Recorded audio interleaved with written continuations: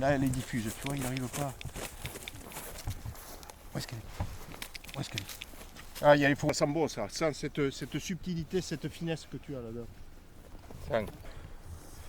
Donc, elle est très proche, l'aspect extérieur est quasiment le même que la truffe, que la Mélano, que la truffe d'hiver. Les pointes sont simplement un peu plus grosses, c'est moins sensible sur celle-là.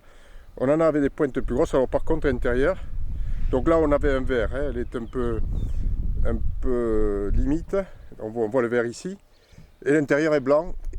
Quand elle n'est pas mûre, elle est blanc noix de coco, et elle tire sur le café au lait, plus elle mûrit. Voilà.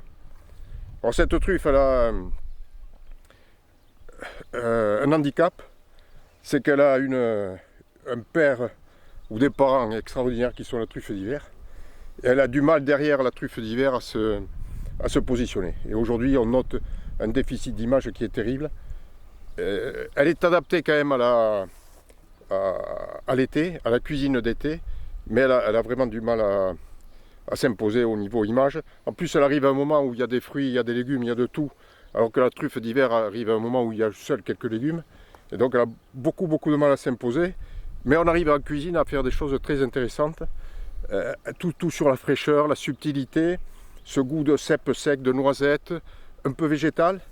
Et on fait de très belles choses, tout à fait adaptées à un accompagnement avec un bon rosé ou un blanc léger. Donc, pointe beaucoup plus grosse que sur la truffe d'hiver. Et bien sûr la structure blanche, et un beau veinage et une structure blanche, mais un arôme très fin, assez indéfinissable, parce que quand on dit que c'est noisettes, champignons sous bois, c'est un résumé, il y en a une autre.